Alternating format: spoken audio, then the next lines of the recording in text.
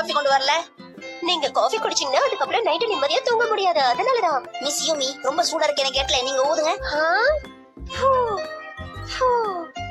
ஆமா, நீ எதுக்காக இப்படிலாம் பண்ற? என்ன கேக்குறீங்க? அவர் என்ன சின்ன குழந்தை.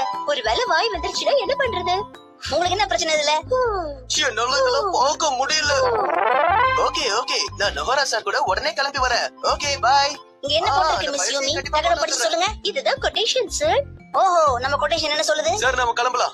இப்போ எங்க போய் சண்டை போட்டு வந்தீங்க? நான் யார் கூடயும் சண்டை போடல. மிஸ்டர் ஓதாசி சார் கிட்ட அப்பாயின்மெண்ட் வாங்கியிருக்கேன். அப்பாயின்மெண்டா? அப்படின்னா என்னது? நீங்க பெரிய பெரிய வார்த்தை சொல்லி என்ன கன்ஃபியூஸ் பண்றீங்க. சார் ஏன் இப்படி எதுவும் தெரியாத மாதிரி பேசுறீங்க? அப்பாயின்மெண்ட் வாங்குறதுனா ஒருத்தரை பார்க்க போறதுக்கு முன்னாடி அவர்கிட்ட பெர்மிஷன் வாங்குறது. அப்படின்னா நீங்க அந்த விஷயத்த முதல்லயே சொல்லிருக்கணும். அவருக்கு 5 வயசு தானே ஆகுது. இவ்வளவு பெரிய வார்த்தையெல்லாம் சொன்னா எப்படி புரிஞ்சுக்குவாரு? நீங்களே சொல்லுங்க. மிஸ்டர் காவர்குச்சி, உங்களோட மிஸ் யூமி ரொம்ப புத்திசாலியா இருக்காங்கன்னு எனக்கு தோணுது. சார், எங்க ஆபீஸ்க்கு உங்களை அன்போடு வரவேற்கிறோம். இந்த நாள் இனிய நாளா இருக்கிறதுக்கு எங்களோட வாழ்த்துக்கள் சார். சார் நீங்க ரொம்ப லக்கி சார். எல்லா பொண்ணுங்களும் உங்ககிட்ட அன்பா பேசுறாங்க.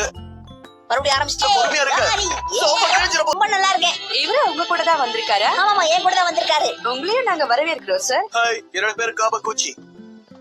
சார், நீங்க எந்த ஜூஸ் குடிக்கணும்னு ஆசைப்படுறீங்க? சூப்பரா ஒரு லஸ்ஸி.